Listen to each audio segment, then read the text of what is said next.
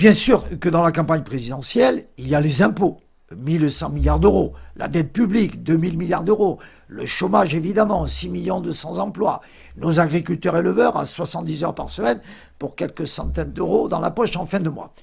Et on pourrait continuer la liste des priorités avec les hôpitaux effondrés, les écoles à 20% d'illettrés, la désertification sanitaire, la loi El Khomri, Pénélope et toutes les actualités des mois qui viennent de passer sur BFM TV. Mais voilà, à un moment donné, il y a eu Aulnay, des banlieues à nouveau enflammées, et on a redécouvert que le cœur nucléaire de bien des problèmes français, aujourd'hui comme hier, avant-hier, et en remontant sur des années, le cœur nucléaire, c'est encore et toujours l'immigration non intégrée, non assimilée, et surtout non maîtrisée.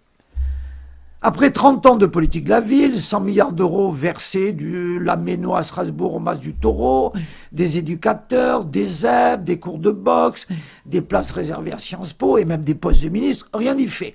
C'est comme le chômage.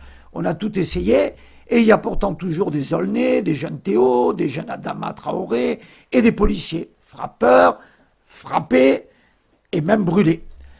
Alors à part appeler au calme et signer des pétitions, que fait-on ? On fait quoi? On abaisse la majorité pénale à 16 ans avec M. Fillon, on va en Algérie demander pardon avec M. Macron, on légalise le cannabis avec M. Hamon, on fait du pénal, des prisons.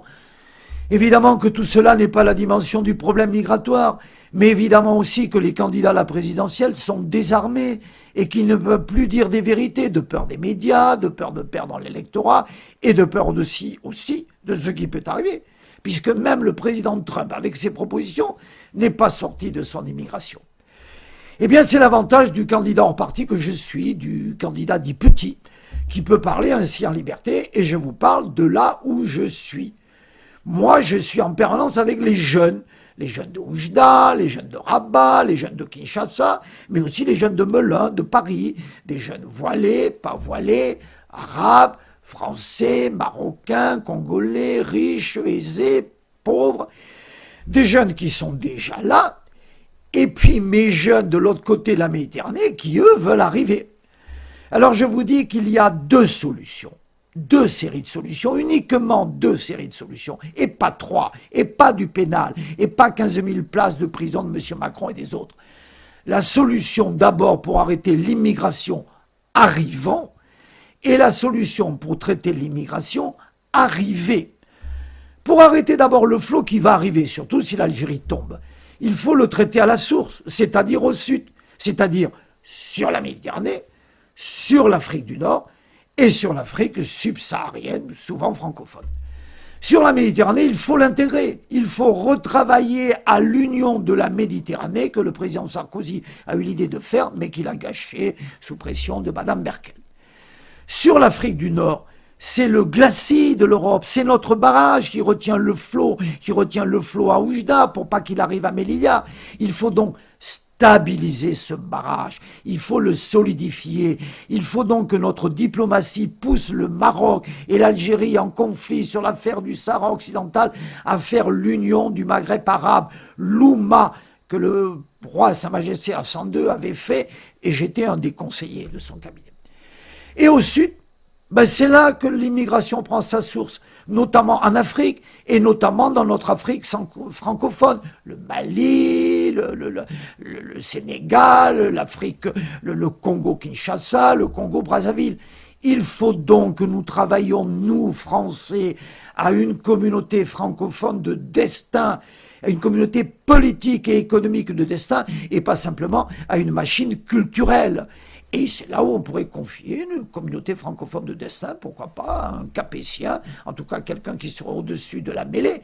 Bien sûr qu'il y aurait libre circulation dans cette communauté francophone de destin, mais bien sûr aussi qu'il y aurait une immense espérance, qu'on pourrait aller, les Français, si j'ose dire d'ici, pour aller, et les francophones pourraient venir. Et on ferait une grande communauté de richesse de Dunkerque à Kinshasa. Et sur cet immense espace, avec un Congo, notamment une République démocratique du Congo, grande comme l'Europe de l'Ouest, alors on aurait un bassin d'épandage de l'ensemble du flot migratoire. Enfin, pour l'immigration qui intéresse tout le monde, celle qui est là, qui est arrivée à Aulnay, qui brûle pas, qui se révolte pas, qui proteste, qui fait un peu de trafic de drogue et peut-être même beaucoup, et sur laquelle on la traite uniquement en mettant des caméras et en mettant quelques peines de prison. Là-dessus, écoutez, ce sont des jeunes par définition, ils ont une vingtaine d'années. Eh bien, quand on a 20 ans, il faut qu'on ait un grand projet, et pas simplement aller faire le djihad, voilà, un grand projet, un grand rêve, à vivre ensemble. Et il faut que tous les jeunes, les miens de l'université d'Assas, très aisés, et les miens aussi de Oujda, ou en tout cas ceux de Oujda qui se retrouvent dans les banlieues de Lille à voter pour Madame Aubry, par exemple, il faut que ces jeunes, pendant quelques mois, aient un destin commun. Et cela s'appelle l'immense cadeau du creuset français, l'immense cadeau d'un service national. Mais pas un service national en restant dans les banlieues ou en allant dans l'Aisne ou en allant dans les Ardennes. Un service national sur tout l'espace français, de Dunkerque à la Terre Adélie, de Besançon à Clipperton, voyager, avoir la chance de voir que la France est grand, que le soleil se couche jamais sur la France. Et quand mes 700 000 jeunes d'une génération annuelle, si j'ose dire, quand ces 700 000 jeunes pourront vivre autre chose que Koh Lanta, une grande expérience en commun, dans un creuset en commun, que ce soit dans nos Antilles, que ce soit au Kerguelen, que ce soit à Clipperton, que ce soit dans le canal Mozambique, quand ils pourront construire ensemble un port, par exemple au Kerguelen, quand ils pourront construire ensemble des pistes d'atterrissage, quand ils pourront bâtir de la France en commun, alors ils auront le comportement des compagnons qui ont fait quelque chose ensemble, des compagnons du travail, des maîtres compagnons et de leurs élèves qui ont bâti des cathédrales, des mosquées si l'on veut, mais des routes, des ponts, des aéroports, des ports. Et il y aura une immense fierté.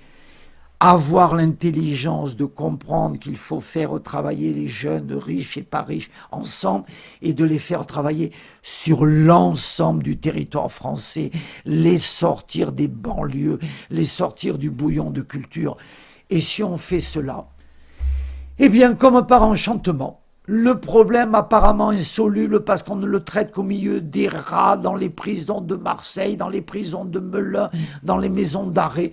Ces problèmes apparemment insolubles, ces problèmes qu'on veut traiter qu'avec des caméras, avec des policiers qu'on accuse de tous les maux de la création, peut-être vrai, peut-être pas vrai.